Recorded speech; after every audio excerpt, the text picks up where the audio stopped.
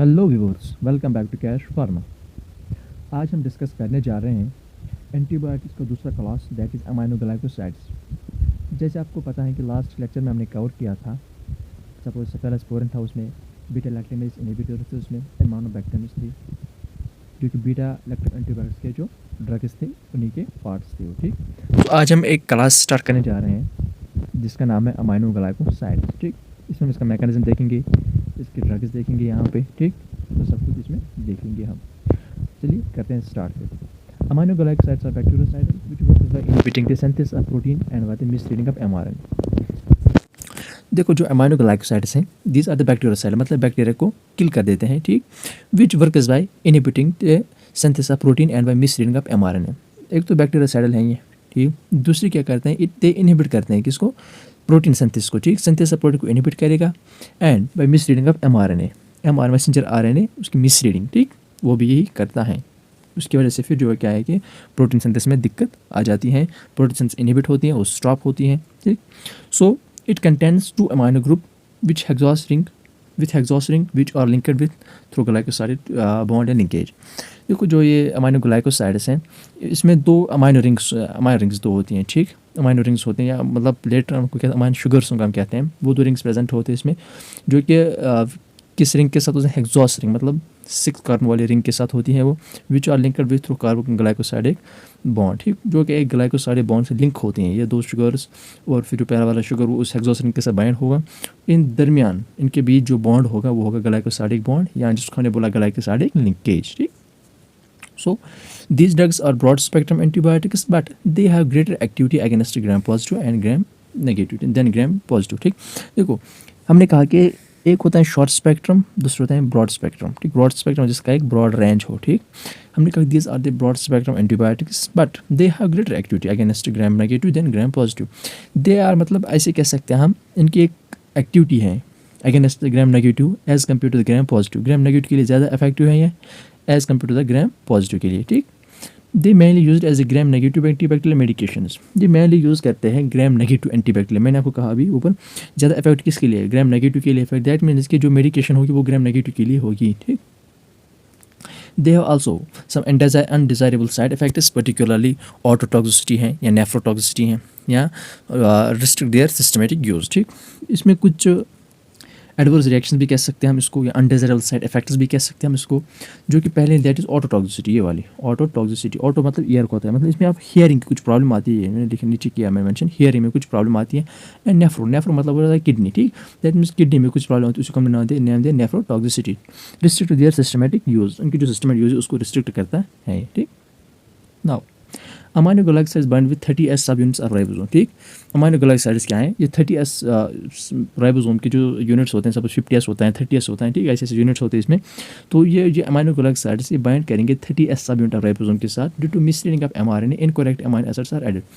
जब ये एमआरएनए में मिसरीड होता है, मैसेंजर आरएनए होता है। ठीक, इसकी वजह से क्या होगा कि जो अमाइनो एसिड्स आएंगे, मतलब रॉन्ग अमाइनो एसिड्स आएंगे, इनकरेक्ट अमाइनो एसिड्स आएंगे। सपोज जिस अमाइनो एसिड को आगे बाइंड होना था वो वाली नहीं आएगी, उसकी जगह कोई और अमाइनो एसिड आएगी। सपोज ग्लाइसिन को आना था, बाइंड होना था, वहाँ पर सपोज ट्रिप्टामिन आएगा या कोई ट्रिप्टोफान आएगा वहाँ पे। ठीक, ऐसे ऐसे कुछ, मतलब अमाइनो एसिड सही से बाइंड नहीं होंगे, करेक्टली बाइंड नहीं हो पाएंगे। ठीक, उससे क्या होगा, सो एबनॉर्मल प्रोटीन सिंथेसिस, जो प्रोटीन सिंथेसिस वो एबनॉर्मल हो जाएगी, क्योंकि इसका काम ये है कि प्रोटीन सिंथेसिस को रोकना, उसको इनहिबिट करना। वो ऐसे ही करता है कि 30S सब यूनिट से राइबोसोम सब यूनिट से बाइंड हो जाएगी, फिर उसकी जो मतलब एमआरएनए में मिसरीडिंग हो जाएगी। उसकी वजह से क्या है कि जो इनकरेक्ट अमाइनो एसिड्स आएंगे वो ऐड होते जाएंगे। जब अमाइनो एसिड्स ऐड होते जाएंगे, दैट मीन्स कि जो हमारा जो प्रोटीन सिंथेसिस उसमें डिफंक्शनलेस आएगी। ठीक, मतलब वो एबनॉर्मल बन जाएगा, प्रोटीन सिंथेसिस सही से नहीं हो पाएगा, at the last protein synthesis inhibit हो जाएगा। इसमें कुछ ड्रग्स हैं, सपोज अमाइनोग्लाइकोसाइड्स में, उसमें स्ट्रेप्टोमाइसिन है, इसमें न्यूमाइसिन है, इसमें कैनिमाइसिन है, इसमें या जेंटामाइसिन है, इसमें या एमिकेसिन है, इसमें ये कुछ ड्रग्स हैं जो इसके अंदर आते हैं। सपोज इसका जो स्ट्रक्चर है अमाइनोग्लाइकोसाइड्स का वो ये होता है, देखो 6 मेंबर होता है हेक्सोस, जिसको हमने कहा। ठीक, अमाइन ग्रुप लगा होता है यहाँ पे भी लगा होता है अमाइन, यहाँ पे अमाइन शुगर होता है। फिर मैंने आपको कहा ना 2 शुगर मॉलिक्यूल्स वो यहीं से बाइंड होके जाएंगे। सपोज यहाँ से और लगेगा शुगर मॉलिक्यूल ऐसे ऐसे, उसमें कुछ OH वो सब कुछ लग जाएगा, फिर उसी के सामने और एक शुगर मॉलिक्यूल नीचे बाइंड हो जाएगा। ठीक, सो यहाँ पे भी कोई अमाइन ग्रुप आएगा, NH वाला ग्रुप आएगा कोई। ठीक, ऐसे यहाँ पे जो लगा हुआ ऑलरेडी OH, यहाँ पे ये वाला OH ग्रुप है, और नंबरिंग हमेशा इस पर जो टॉप मोस्ट NH2 है वहाँ से नंबरिंग स्टार्ट हो जाएगी, तो लेफ्ट टू लेफ्ट 1 2 3 4 5 एंड 6। ठीक, ये इसका स्ट्रक्चर है, जो कॉमन बेसिक स्ट्रक्चर है इसका, ठीक। When we eat something, जब हम कुछ खाते हैं, so they can go in stomach, वो स्टोमक में जाता है इन द फॉर्म कार्बोहाइड्रेट्स, ठीक, कार्बोहाइड्रेट्स में की फॉर्म में वो स्टोमक में जाता है। फिर हमने आपको याद होगा कि हमने मेडिसिनल केमिस्ट्री में, सॉरी बायोकेमिस्ट्री में आपको पढ़ाया था मैंने कार्बोहाइड्रेट्स के बारे में, फिर वो सैकराइड्स, मोनोसैकराइड्स, डाइसैकराइड्स कैसे क्या बनते हैं। जब हमारे जो फूड है जो भी हम लेते हैं, जब स्टोमक में जाएगा इन the form of the carbohydrates, वहाँ पर हमने कहा कार्बोहाइड्रेट्स के टाइप्स हमने बताए थे उस दिन, मोनोसैकराइड्स होते हैं, डाइसैकराइड्स होते हैं, ओलिगोसैकराइड्स होते हैं, पॉलीसैकराइड्स होते हैं, ठीक। सो ये किसी भी सैकराइड शुगर के फॉर्म में हो सकता है। सपोज यहाँ पर मोनोसैकराइड डाइसैकराइड की बात करेंगे, यहाँ पर सपोज ग्लूकोज हैं, फ्रैक्टोज हैं, सैकरोज हैं, लैक्टोज हैं, ये मोनोसैकराइड्स एंड डाइसैकराइड्स हैं, शुगर्स हैं, ठीक। सो जब दो शुगर मिल जाएंगे, यहाँ पे आप देख सकते हो दो शुगर मॉलिक्यूल हमने लिए, एक वाला ये मोनो शुगर, यहाँ पर देखो बिल्कुल सेम है दोनों शुगर। जब ये दोनों मिल जाएंगे, जब इनकी सब हाइड्रोलिस हो जाएगी, और हाइड्रोलिस ये डाइसैकराइड बनेगी, ठीक। जब डाइसैकराइड मैंने आपको वहाँ पर डेफिनेशन बताई थी कि जब दो मोनोसैकराइड्स मिल जाएंगे आपस में, दैट मीन्स वो फॉर्म करेंगे डाइसैकराइड, ठीक। ऐसे डाइसैकराइड आएगा, ये वाला डाइसैकराइड, यहाँ पर CH2NH वही सही रहेगा, OH वही रहेगा, ये वाला वही रहेगा, बट यहाँ से H निकल जाएगा यहाँ पे, ठीक। यहाँ इसका H निकल जाएगा, दैट मीन्स जब इसका H निकला, ठीक, उसका OH निकलेगा जो सेकंड वाला है, सपोज इसका ये H निकलेगा, इसका ये वाला OH निकलेगा यहाँ से, तो दैट मीन्स कि वाटर का लॉस हो जाएगा वहाँ पे, तब जाके बनाएंगे डाइसैकराइड्स, ठीक। या जो इसके दरमियान ये बॉन्डिंग है, ये वाली बॉन्डिंग, इसको बोलते हैं हमने ग्लाइकोसाइडिक बॉन्ड या ग्लाइकोसाइडिक लिंकेज, जिसको हमने नाम दिया है, ठीक। अब देखो, अब क्या होगा कि if we add amino group NH2 in the place of OH, यहाँ पे in the place of OH वाला ये वाला OH, ये वाला OH, यहाँ पर इसकी बात कर सकते हैं, ये वाला OH, ठीक, इनमें से कोई एक भी, ठीक। अगर इसको रिप्लेस करेंगे किसके साथ, अमाइन ग्रुप के साथ, NH2 के साथ, इन 2 position, so it becomes amino glycosides and amino hexo sugar. यहाँ पर आप बिल्कुल देख सकते हैं, यहाँ पर हमने दोनों में, ये इस वाले में सपोज ये वाला OH भी रिप्लेस किया, NH लगा यहाँ पे, इसमें भी लगाया NH, ठीक, NH इसमें भी लगाया हमने, और इसमें भी लगाया हमने NH, सपोज यहाँ पे, ठीक, N था, H था यहाँ पे, ठीक। तब जाके हमें देगा अमाइनो ग्लाइकोसाइड, इसको मैंने बोला हेक्सोस शुगर, ठीक।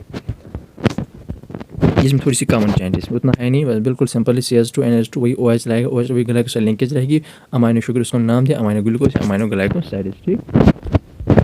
नाउ इसमें जो ड्रग है सपोज स्ट्रेप्टोमाइसिन, अगर हम स्ट्रेप्टोमाइसिन के बारे में थोड़ा सा देखेंगे, हमने कहा इंडियन अमाइनो ग्लाइकोसाइड एंटीबायोटिक, ठीक। अमाइनो ग्लाइकोसाइड एंटीबायोटिक हैं, डिराइव कहाँ से होता है, स्ट्रेप्टोमाइसिन ग्रेव्स से, स्ट्रेप्टोमाइसिन ग्रेव्स से, ठीक।